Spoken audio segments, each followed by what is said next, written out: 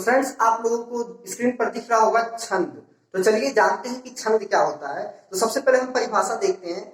देखिए लिखा है आपका अक्षर, अक्षरों की संख्या एवं क्रम, मात्रा, गणना तथा यति, यति का अर्थ होता है विराम, फिर आपका गति यानी कि लय आदि से संयोजित विशिष्ट नियमों से नियोजित पद्य रचना छंद कहलाती है।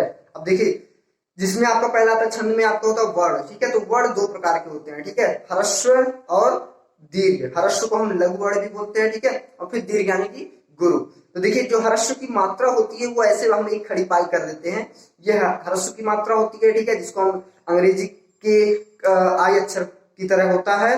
और जो आपका गुरु है, ठीक है, यानी कि जो दीर्घ वाली मात्रा है, इसके अंग्रेजी के एस लेटर यानी कि कैपिटल एस जो होता है उसकी तरह से होता है। अब देखिए गुरु और लघु के नियम। तो सबसे पहले लघु देखिए लिखा है आपका अ ई उ, ठीक है, या छोटा ई और उ, इनसे युक्त व्यंजन या संयुक्त व्यंजन लघु होता है, ठीक है। यानी कि जो छोटा आ की मात्रा होती है, छोटी ई की मात्रा होती है और छोटा उ का मात्रा होता है, इनसे जो व्यंजन बनते हैं, ठीक है। जैसे देखिए आपका लिखा हुआ क्या कलम, तिमिर और सुलभ, ठीक है, इसकी मात्रा होती है आपका अगर यानी कि कलम और तिमिर और सुलभ शब्द की मात्राएं अगर गिनी जाएं तो देखिए एक एक एक, ठीक है, यानी कि सब में लघु लघु वाली मात्राएं शामिल हैं, ठीक है फ्रेंड्स। अब गुरु की बात आती है। गुरु मात्रा में हम देखते हैं, देखिए बड़ा आ, बड़ी ई और बड़ा उ और ठीक है री इत्यादि दीर्घ स्वर से युक्त व्यंजन गुरु होते हैं, ठीक है। जैसा हमने बताया था लघु इस तरह के होते हैं, गुरु देखिए इस तरह से, जैसे देखिए लिखा गया राजा शब्द, ठीक है, फिर दीदी आदि। तो इसकी जो मात्रा होगी देखिए तो एस एस दो बार लिखा गया है, यानी कि राजा में जो राजा है आपका, तो राम में भी आपकी दो मात्राएं लगी हुई हैं, उसके बाद में जो आपकी जा है उसमें भी दो मात्राएं लगी हुई हैं, ठीक है फ्रेंड्स। अब देखिए इसमें से कुछ अपवाद आते हैं। अब देखिए अपवाद क्या क्या है, देखिए लिखा हुआ है आपका ए ऐ ओ औ, ठीक है, इनसे मिले व्यंजन भी गुरु होते हैं, ठीक है। तो ऐ और ओ और औ इसमें तो आपको लग रहा होगा कि हाँ ये गुरु मात्रा है, ठीक है, लेकिन जो ए है आपका इसमें तो एक ही मात्रा है, ठीक है, तो ये भी आपके क्या गुरु होते हैं। जैसे देखिए ऐसा, ओला, औरत और नौका, ठीक है फ्रेंड्स। उसके बाद देखिए दूसरा बोल रहा है आपका अनुस्वार वर्ण गुरु होता है, ठीक है, जैसे संसार। अनुस्वार यानी कि जो अंक की मात्रा होती है फ्रेंड्स, वो बोला संसार, लेकिन चंद्र बिंदु वाले वर्ण लघु होते हैं, ठीक है। अब देखिए अनुस्वार में जो अंक की मात्रा होती है ये आपका गुरु होता है, लेकिन जो चंद्र बिंदु यानी कि चांद बिंदु वाली मात्रा होती है ये आपका लघु होता है।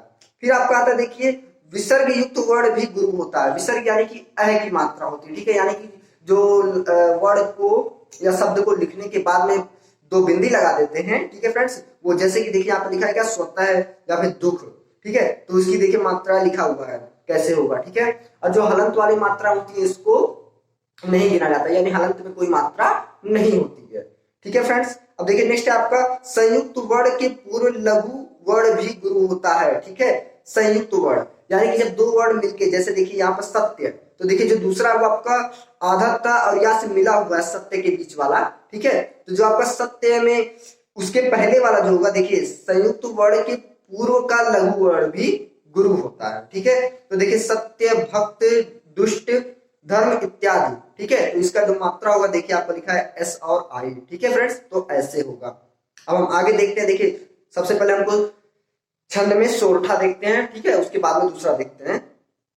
तो देखिए सोरठा, सोरठा छंद के बारे में हम जानते हैं। तो देखिए सबसे पहले परिभाषा सोरठा की क्या है फ्रेंड्स, यह अर्ध सम्मात्रिक छंद है। इसके पहले और तीसरे चरण में 11-11 तथा दूसरे और चौथे चरण में 13-13 मात्राएं होती हैं। यहाँ पर थोड़ा सा मिसप्रिंट हो गया फ्रेंड्स, ये चौथा चरण हुआ, ठीक है, इसमें 13-13 मात्रा होती हैं, ठीक है। इसके पहले और तीसरे चरण के अंत में एक गुरु और एक लघु मात्रा का होना आवश्यक है, ठीक है। तो इसको हम देखते हैं, जो ये लिखा हुआ आवश्यक है तो ये क्या है। तो सबसे पहले हम यहाँ पे उदाहरण देखते हैं। अब देखिए उदाहरण आपका नील सरोरु श्याम तरुण अरुण वारिज नयन करहु सुमम उर्धाम सदा क्षीर सागर शयन, ठीक है।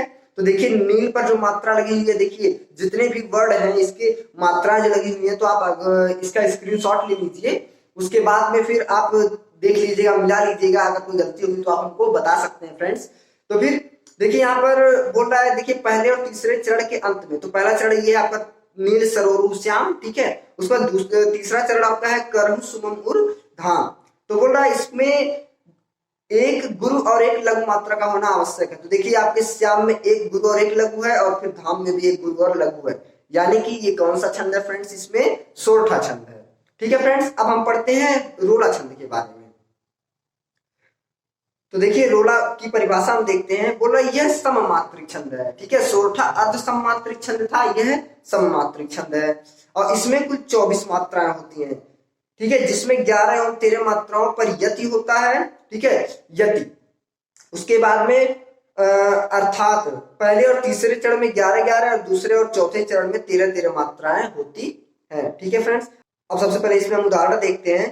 उठो उठो हे वीर, आज तुम निद्रा त्यागो, करो महासंग्राम, नहीं कायर हो भागो। ठीक है, तो इसमें आप सभी लोग मिला लीजिएगा मात्राएं। ठीक है, सही है कि नहीं सही है, और मेरे ख्याल से सारी चीजें सही है। Okay friends,